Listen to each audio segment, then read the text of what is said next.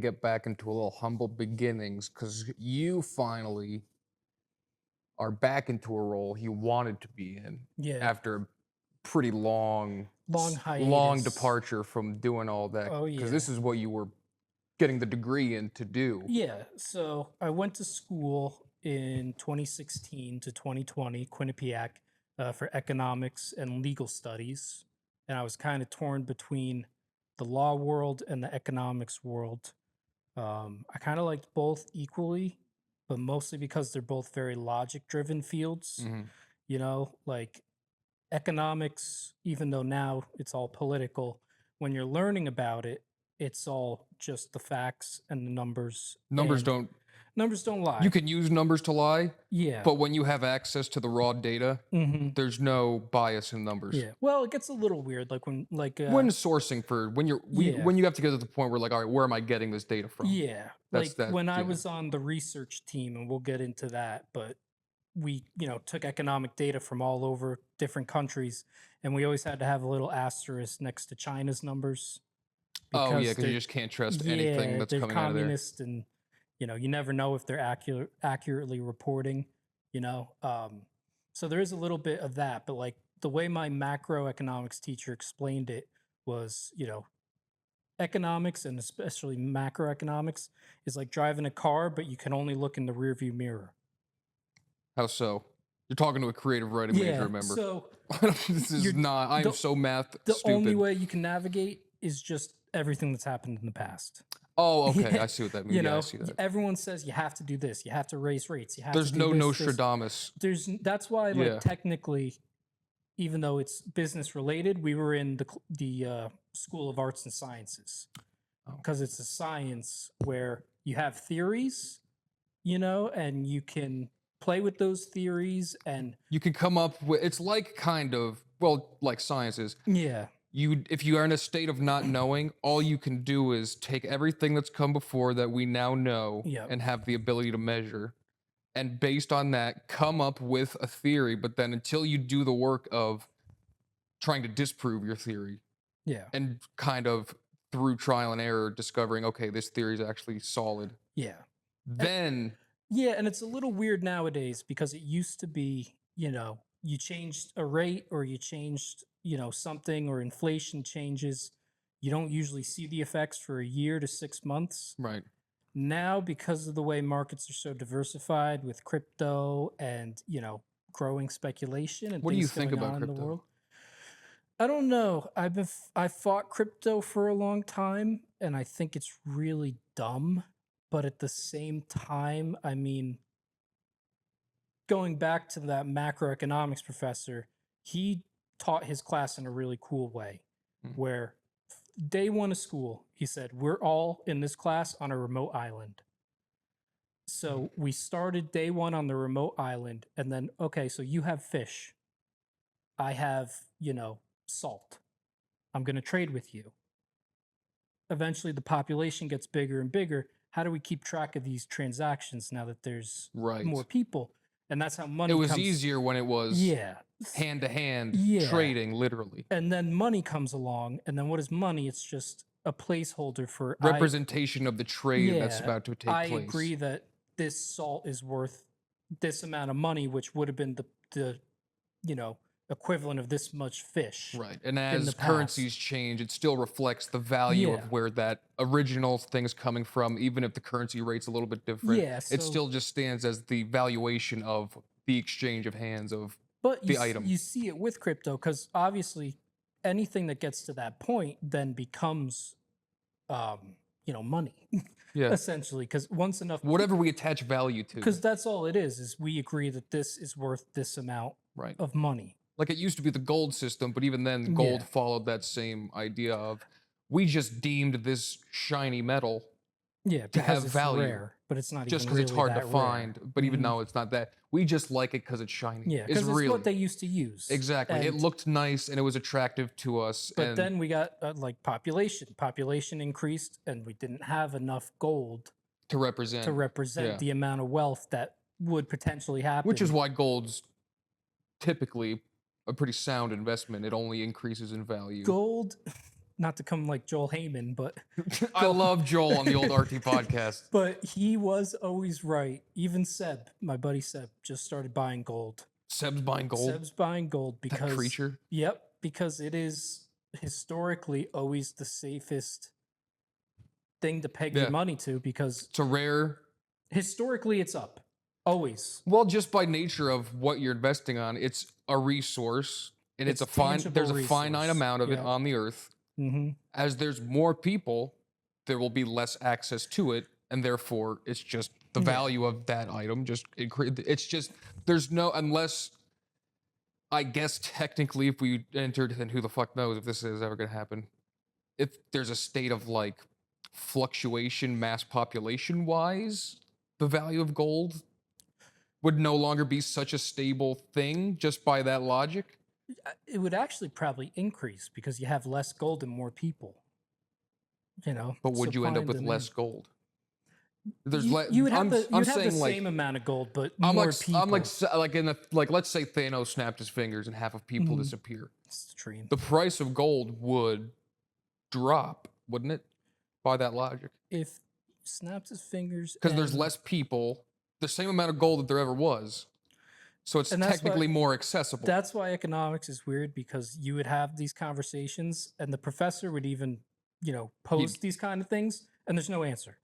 You know what I mean? Because it's all theoretical. We would all just, it hasn't happened. We would all just talk about it. We're not expecting it to happen. So. And there isn't it, but you don't like it. You get even down to, that's why economics is fun, was did the people who got snapped, did they own gold? If they didn't own gold, yeah, was there gold on their person? Yeah, if they were someone who invested in gold and now their gold's on the free market, that affects the price differently than if the more people got snapped that didn't own gold. This puts Endgame into a whole new perspective. Yeah, Endgame. Listen, not to be dramatic, but Thanos was onto something. There's a fun. I've seen a game theory video on a film theory. It was the film theorist, but as macabre and it's a malice manifestation of a philosophy. But if half the population dropped everywhere, less resources, less consumption, less pollution, less civil unrest potential, it would probably work. But there's also the fact that if there would still be, it's not like half the population could vanish and no one would be aware of it. The fact that there is that awareness, there is the potential of everyone would have to work like 4 a baby boom, but almost like a baby boom as a result of the panic of we just lost half of all of us. So then potentially, depending on how severe that baby boom period would become, it could very quickly just counterbalance itself naturally. Yeah.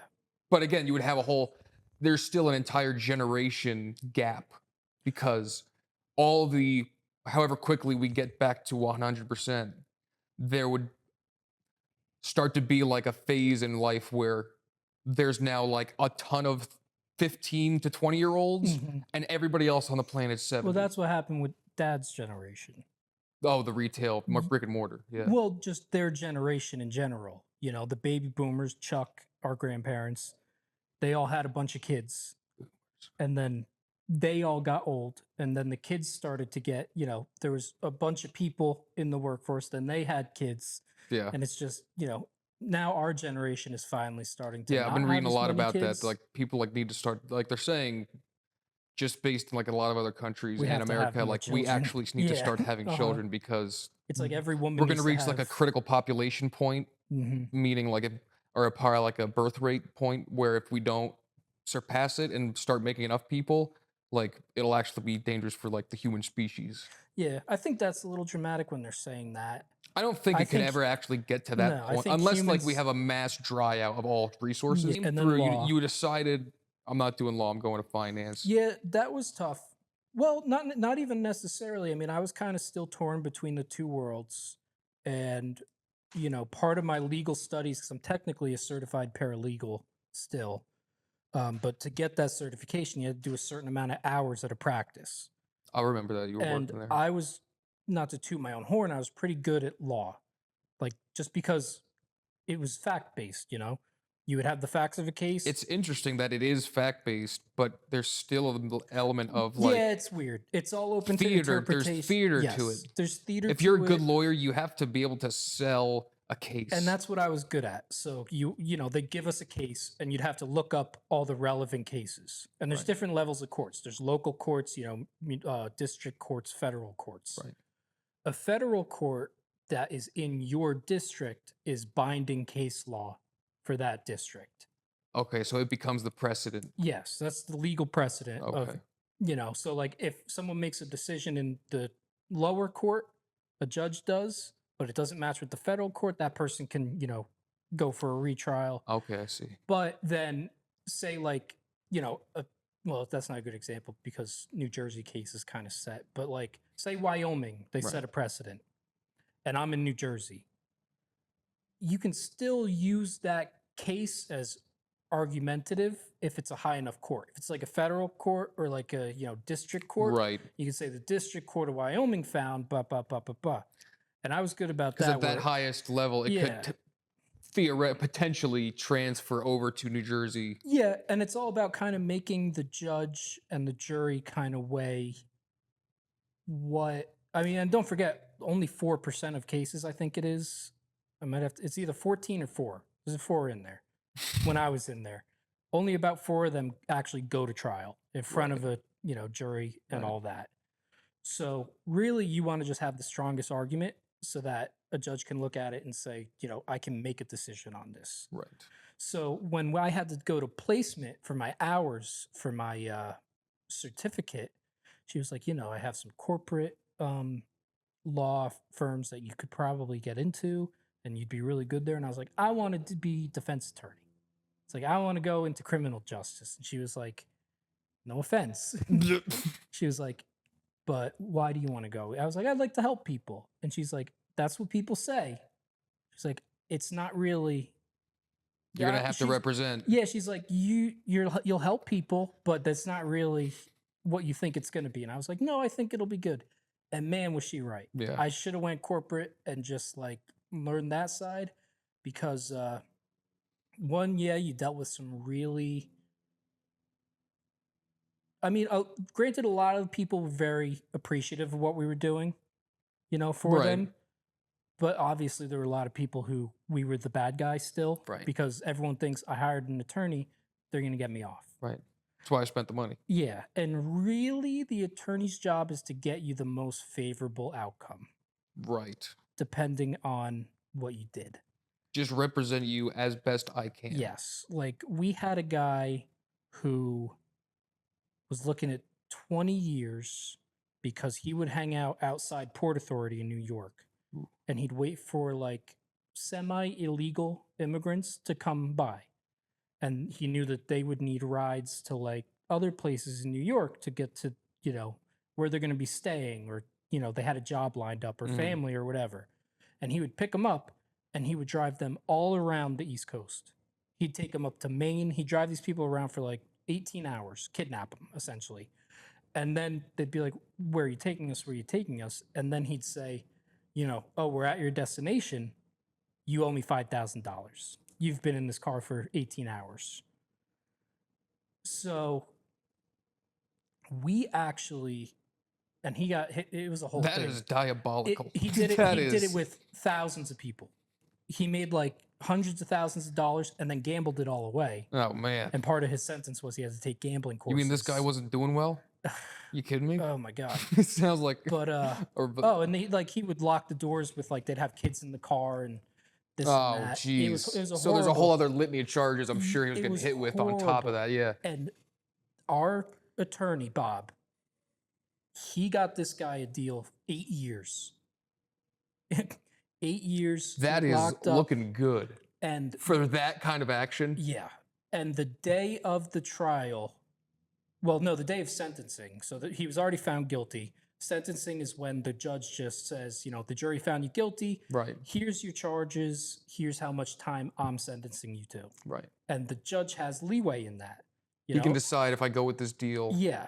And, even if the deal's agreed upon, if the judge doesn't see that you're remorseful and that you kind of want to, serve your time and then could, come out and be a member of society again. Right. And, You're seeing this as an opportunity. rehabilitation. Right. As broken as the prison system is, It's meant to do that. it's meant It to doesn't. be. It doesn't, but it's meant to be That's rehabilitation. supposed to be the objective. It's Yeah. not true, because if it was true, you wouldn't come out of prison with a scarlet letter on your back. Exactly. And employment wouldn't be so impossible. Yeah. That's just a testament to how it doesn't actually I function know. properly. I wish it was better, because the whole thesis of this country is like my one law professor who was a prosecutor. He explained it best, where the Constitution gives us the right to freedom, free speech, all these things, and to take one of those rights away, like, is like, it's a serious right. it's a serious thing to take these rights away To from break people. constitutional law Yeah, because is a big deal. It's part of who you are as a person. You're entitled to freedom. Right. So It's essentially a human right as far as America's concerned. So then when you get out of prison, the whole thesis should be that now you served your time. You should be able to go back into society and we live let your you life. out because we deemed you Yes. rehabilitated. Yeah, otherwise just keep everyone in forever. Exactly.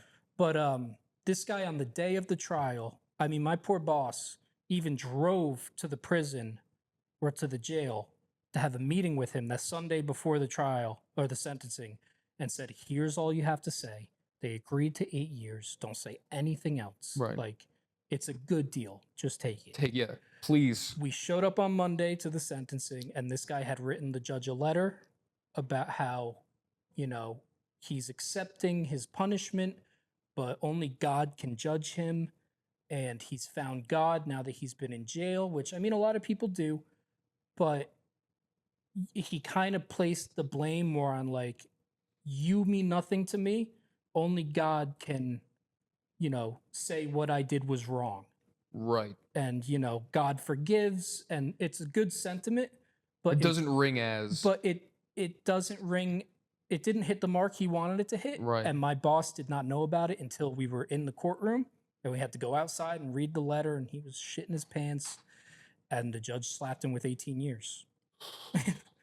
Because he said, I just don't see that you feel sorry for what you've done. These poor people, came to the country for a new opportunity. The first thing that happened and you to just them, robbed it from them. the first thing that happened to them was they were kidnapped. And not only did you break so much of law before we even get to that aspect of it, you have done the unthinkable on top of all of that. Yeah. In our minds, like legally speaking, as America's concerned. So at what point did you finally decide then to make the full switch into the finance things? Well, that was the hard part too, because like law in general, I loved doing the legal research part. Going through cases. It's what made me a really fast reader, reading all those cases. Oh, I'm sure. Because when you read a case, you're reading every day in court, everything that was said, every minute. And just looking for like one sentence that could change your whole case. Right. So I liked that aspect. I didn't like what you said, like the theater. Like, I get that the law is open to interpretation. But there's a level of theatrics. But it was too much in my mind of who had the better argument, which I get that's what it is. But if you're just not a good speaker. Yeah, that shouldn't determine somebody's life. And that kind of put me off. I also didn't like a lot of the personalities. Oh, I'm sure. In that, a very stuck up group of people. Like, there were people that, believe it or not, I'm more easygoing in that community. And they didn't like that I was as good as I was. Without being a stiff. And like, this was their whole life was they're going to be a lawyer. It's like a threat to their identity. Yeah, they did not like it. So like, to the point where they'd ask me for help with their homework and I'd help them. And then I'd be like, hey, I really am struggling with this. And they'd just ignore me. Really? Yeah, because they were like, oh, it's something Cole doesn't get. And I'd be like, oh, all right. So I kind of made the switch to that. And then I was on a research team, for economics with that macroeconomics professor because he liked me. And he worked with the country of Hungary when they had their financial collapse in 2008 after hours. And he consulted with them and worked with the central bank to help find policies for them to get them in a good direction. It's a big job. Yeah. So he was a very smart dude. And he There were like 6 of us on this research team. It was the Central European Institute, so like all the Central European countries, Yeah. and we would just collect economics data down to like price of lumber, metal, CPI, inflation rates, stuff like that, and just blog it. Wow. And it wasn't, like I said, it's no politics or anything. It would just be Interpret the this data. interpret this data as it affects the market, and Like it was, the blog posts were literally, here's the graphs, here's the data. it's like doing research papers every week almost. Yeah, but it wasn't that bad because we didn't have to really write a lot. But then he picked me and one other girl for a conference that was every economic ambassador that trades with Connecticut, because we were in Connecticut. They were having like a World Economic Forum for Connecticut. Ooh. So all the ambassadors were going to be there, central bank people, all that. And we were in charge of making like the little pamphlet booklet that everybody got when they came through. And it was, every country, what they trade, how much they trade, how much we export, import, all that. And it was December of 2019. And I started to hear about how there was a place in China called Wuhan that was shut down. No one could even work. No one could go out on the streets. And I remember telling him, I was like, hey, we should have like a paragraph in the booklet about like this COVID thing. Because, if even one, because apparently Wuhan, they produce, and they're talking about shutting down China. I was like, if China even gets shut down for a week, that's going to be crazy for the economy. That's a problem. And he was like, that's never going to happen. He goes, it's not the 1600s. We don't have plagues anymore. I was like, all right, I'm just saying, it looks really weird. There's guys on the streets like hosing down the streets. It looked like something out of 28 Days Later type. And I said, I don't want to be an alarmist, but there's something going on here with this COVID thing. And then we broke for winter break. And then that was my last time at Quinnipiac. In person. And I remember the World Economic Forum got canceled, which me and that girl, that was going to be an awesome networking opportunity for us. We were going to be the ones who made the booklet. We were going to speak about it and all that. Right. And that got canceled. And he sent us an email. And he was like, I know we're not going to use the booklet anymore, but Cole, if you want to do like a full page on COVID, he was like, maybe it would be. He goes, maybe I was a little wrong about this COVID thing. I acted a little rashly. Yeah. And I was like, no problem. But he was cool. Chris Ball. He was... that was a wild time. Just thinking back to it, like we had no idea what was about to happen. And then that was the thing. Out of my major in economics, we all graduated, that May 2020. Everyone was isolated. Out of the 90 kids in my major, I think 2 got jobs in economics or finance. It just crashed the job market. Yeah. And then, I could have been more, focused on getting in there, but I needed money. So that gets into, then I started working at the animal hospital.